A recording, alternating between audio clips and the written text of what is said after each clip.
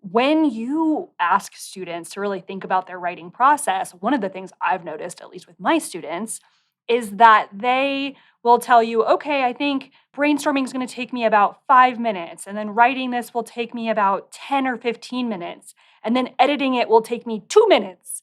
And you're like, no.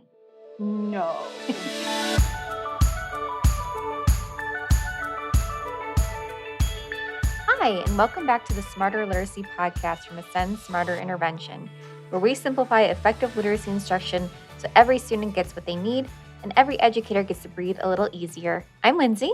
And I'm Corey, and we have had so many great conversations and questions following up on our last episodes about spelling, sentence writing, and longer form writing that we just had to come back and share a little bit more on this specific topic. So today, we want to talk more about our editing process.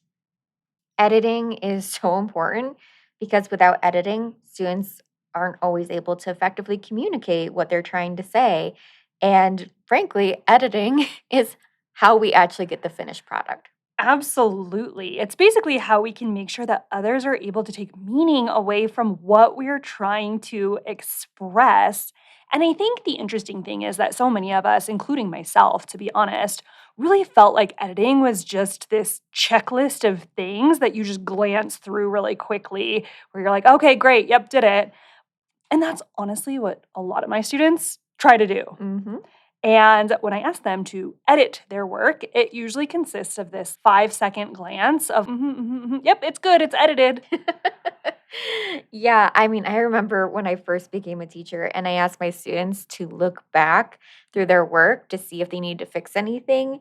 And the response was always, nope, looks good to me. And I was so shocked. I'm like, you can't see these glaring errors? You think this is good? Like, and I was like, oh my gosh, I was not expecting this, right? And this is when I was a seventh grade English teacher. No, no, it's not good.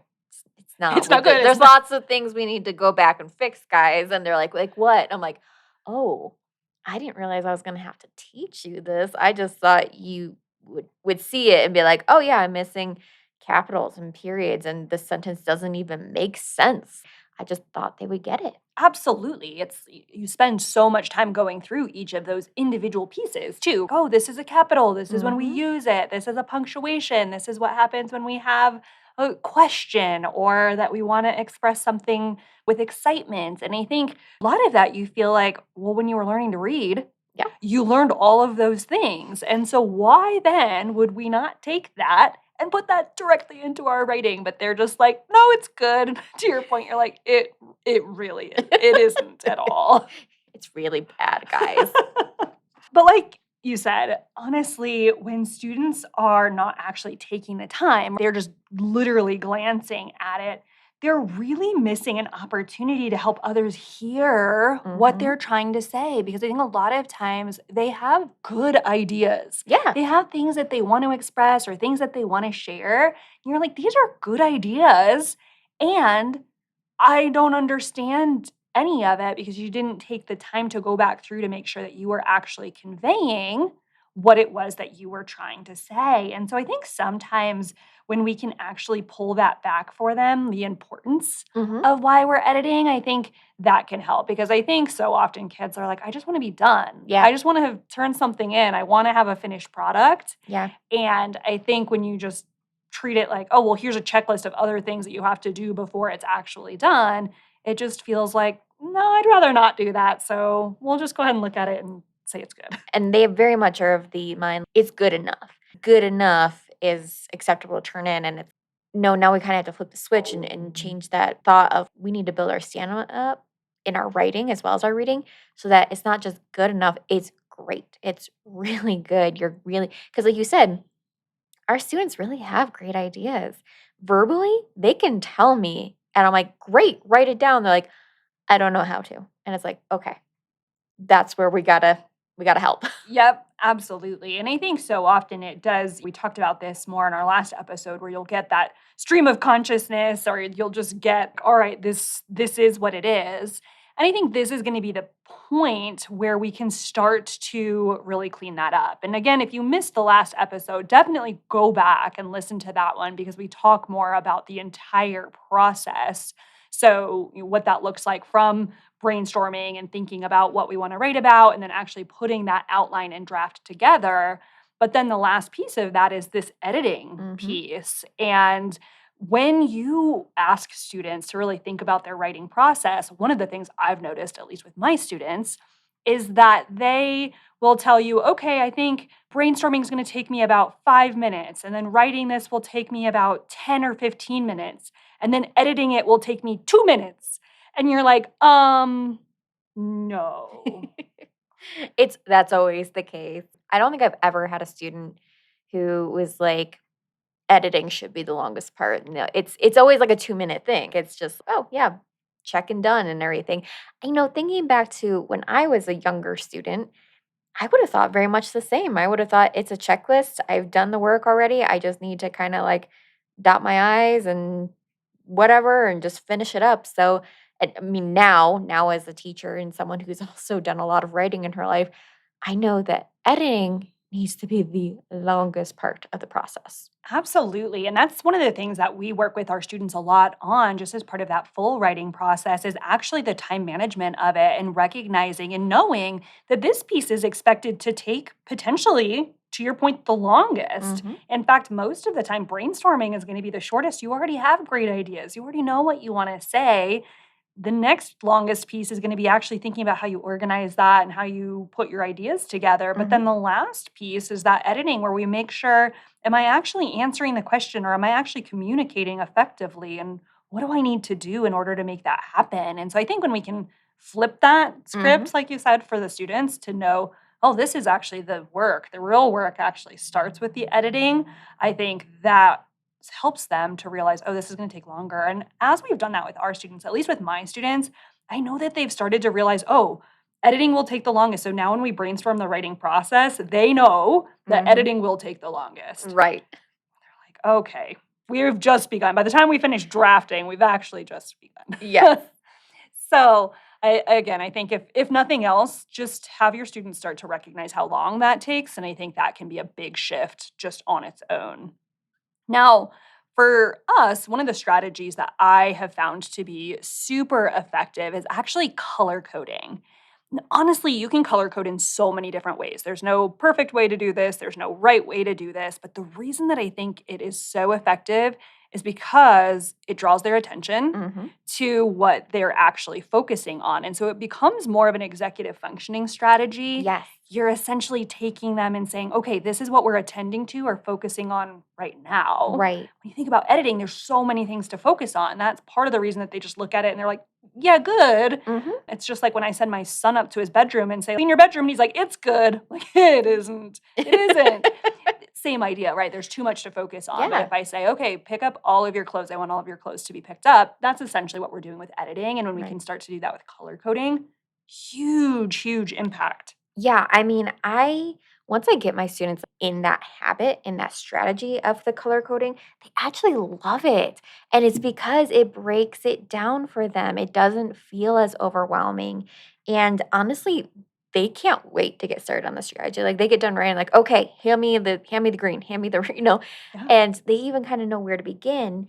And this just makes it also visually, it's just easier to see versus just that scanning because their eyes aren't always catching that. And so when they're going through that draft the first time looking for capitals, right? Just the capitals, they're able to catch it so much easier.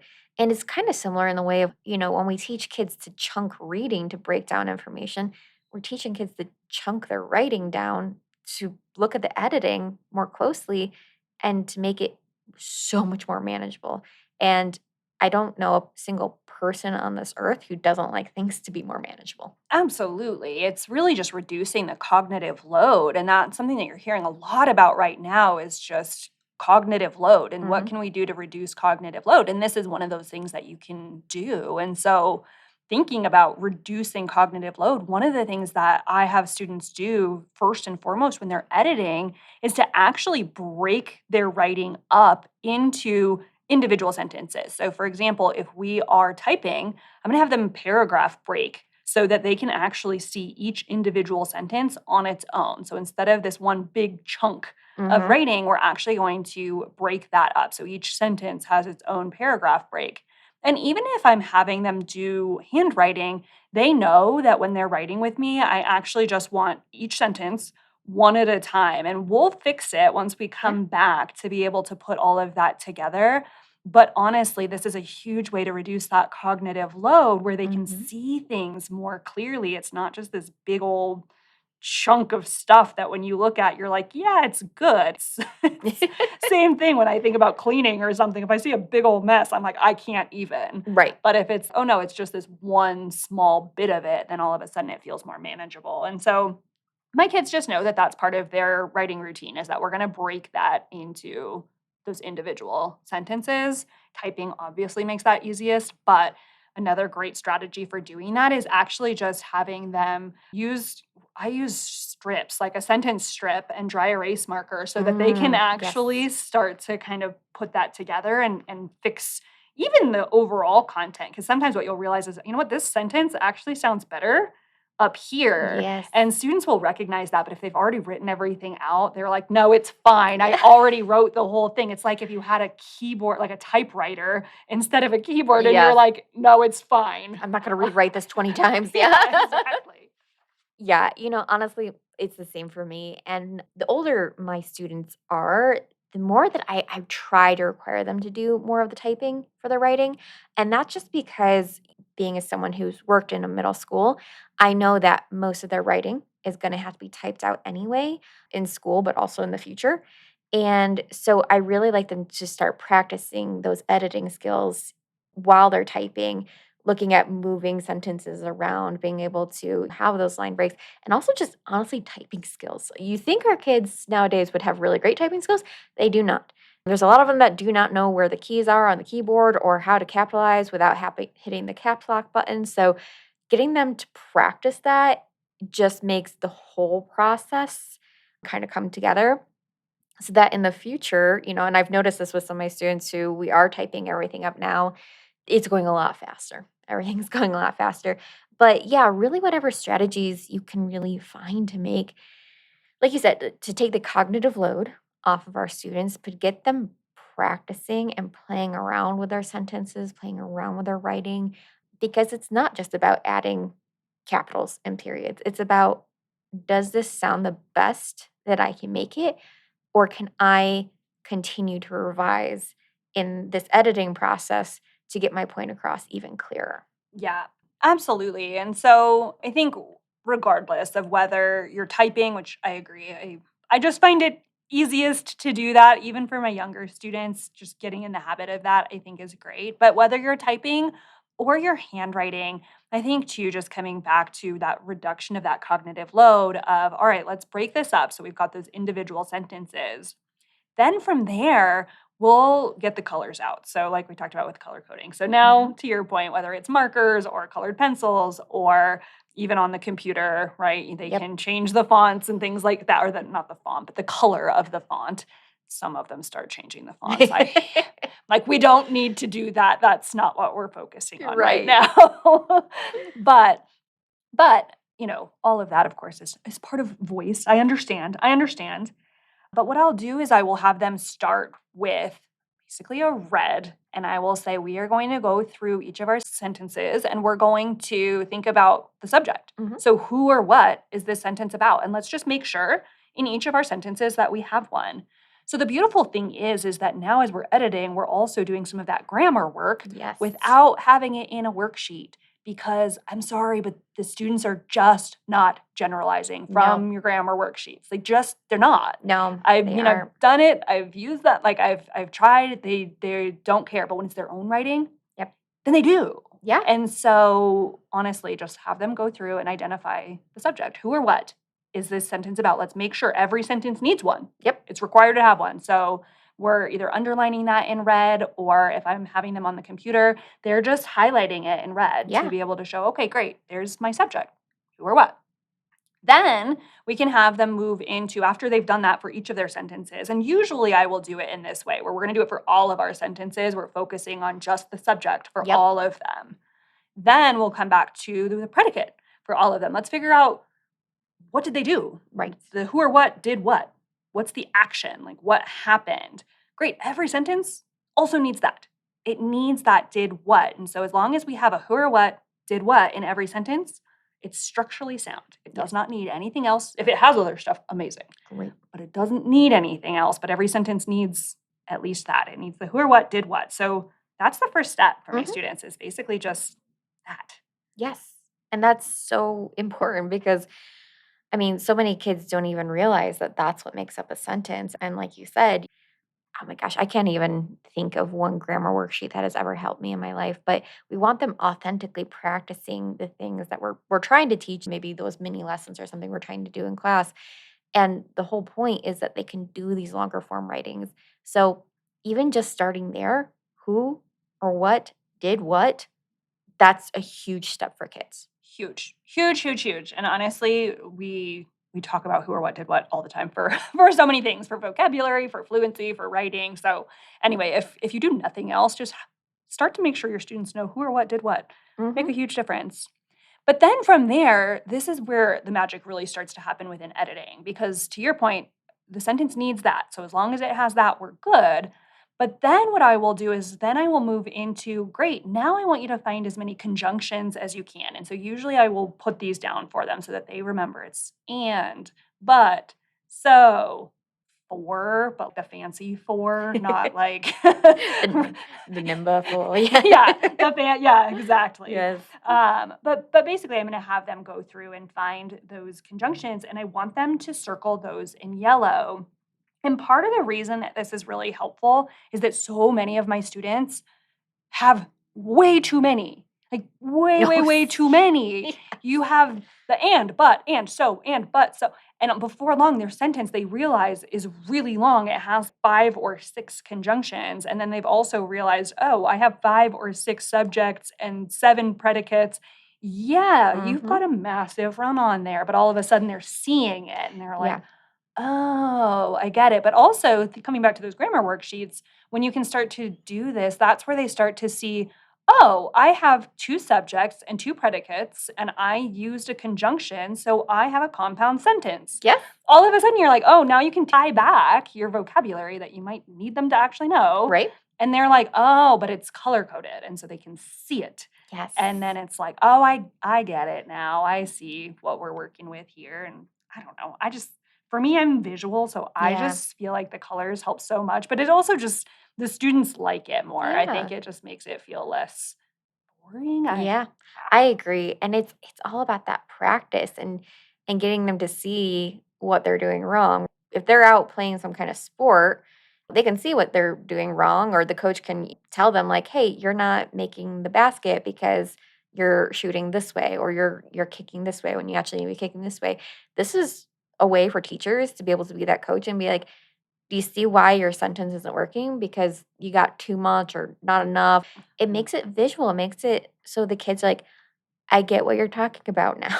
That makes so much sense. And I think that analogy is perfect, because I remember when I was in high school, I was a diver, and I remember always feeling like, I'm going to hit the board. I just know I'm going to hit the board. And my coach would be like, you're not going to hit the board. And Mhm. I'm thinking, okay, but I'm about to do an inward 1.5 where I'm facing towards the board and my legs are in a pike position. So they're definitely going to hit the board.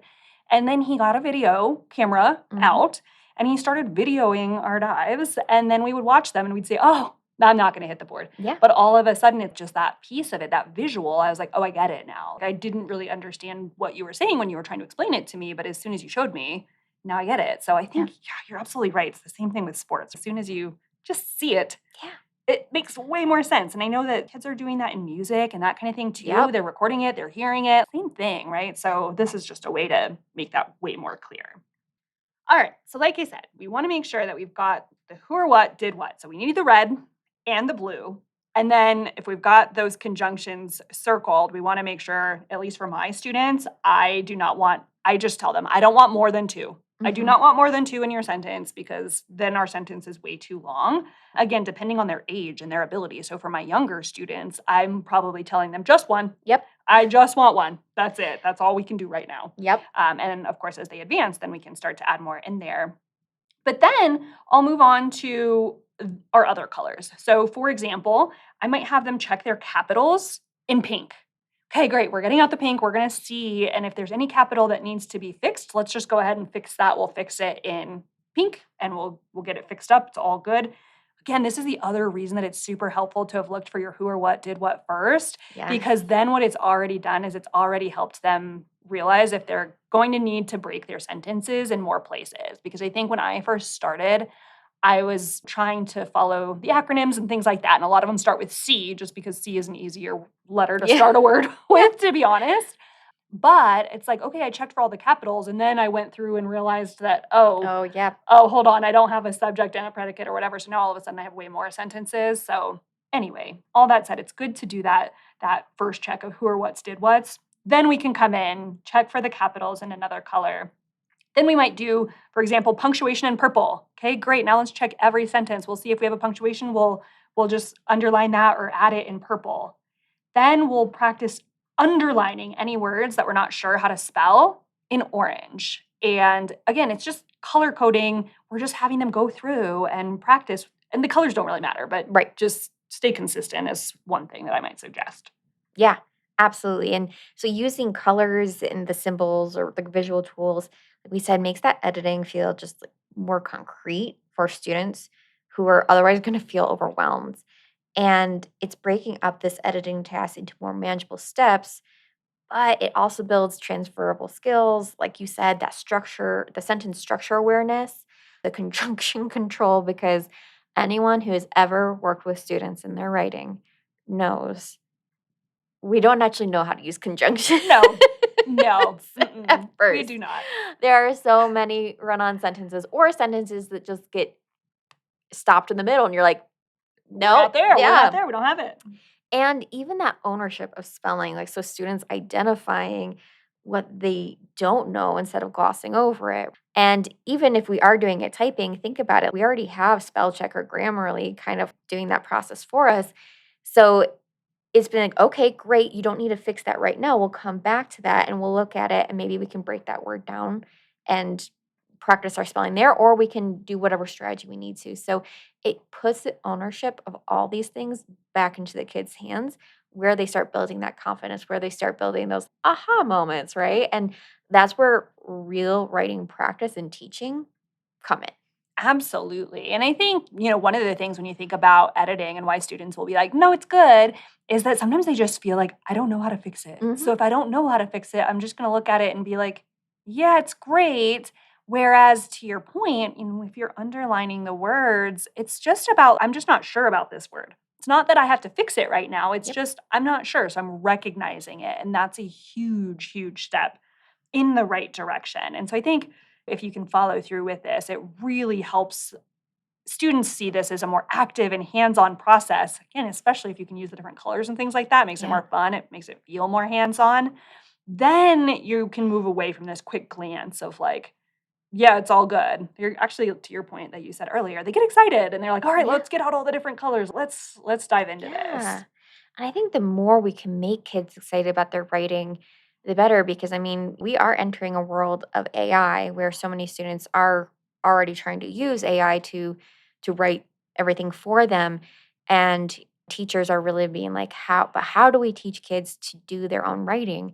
Well, let's make it more exciting for them, right? Let's make it so that they have to do more of the practice on their own so that they know what a good sentence looks like as they grow and as they learn how to become writers themselves, so they're not feeling like they have to just rely on AI. And I think any of us who can think back to our own writing journey, we know that it takes a long time to become a good writer. Don't You can't expect to be a good writer in 5th grade, 6th grade, 7th grade. You get better as you go, and editing is such a big part of that, and I can remember back to my own writing specifically, I'm thinking of my master's thesis when the portion of time that I actually spent writing it versus editing it was so huge. And that editing process was really, again, looking at what I had written and being like, is this actually what I want to say? Or can I say this better? Can I move these sections around so it's actually more coherent and gets my argument across? Because I needed this thesis in order to get my master's degree. So it was really important. But I wouldn't have been able to do that with all the practice I had done in school and all the editing I had done in school and learning what does it take to become a good writer. Yeah, absolutely. And I think that's such an important piece of it is that this is where your voice gets to show. And so coming back to yeah, AI and that kind of thing, I think when we just view it as a checklist, if it Hmm. is just a checklist, if you are going to write, this is what you are going to write about, and this is each of the steps that you need to follow, and it feels very, I don't know, almost too formulaic, then yeah, why would you not have a machine or a computer do it for you? Yeah. But when you can say, "No, this is how we share our voice, and this is Hmm. how people can understand what it is that we have in our hearts to share, and this is just how we share it so that they can read it more easily," Yeah. that's what we're doing here, and so I think yeah, and then you're right, it just takes a lot of practice, and I think the more that we can have students practice editing and all of that, and editing work that they're excited about Hmm. is gonna be huge, so And don't get us wrong, they will not be excited at first. They're gonna be like, no. "Really? What? Yeah. No."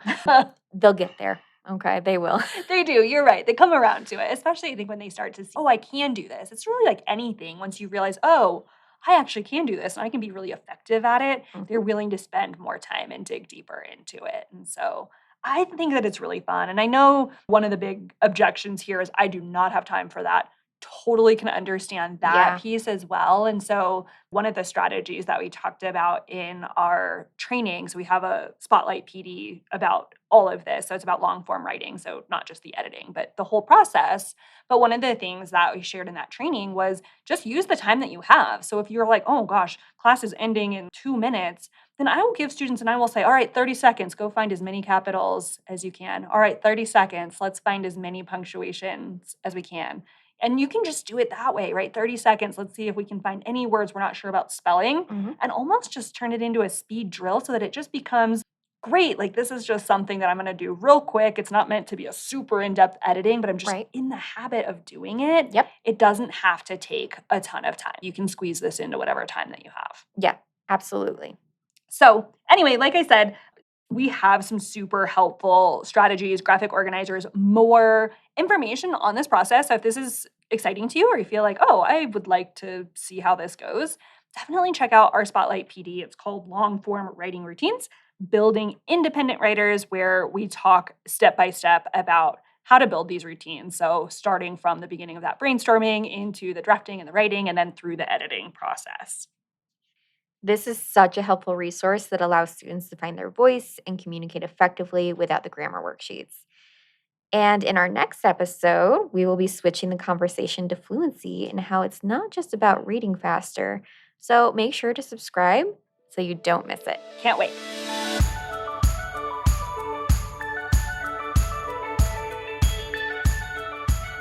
Thanks for listening to this episode of the Smarter Literacy Podcast. Make sure to subscribe for more strategies and insights to make delivering effective literacy instruction easy, or at least easier. And if you found this episode helpful, share it with a friend or leave a rating and review wherever you get your podcasts. It really does help others find the show, and we are beyond grateful for your support. Thanks for listening. Until next time, happy teaching.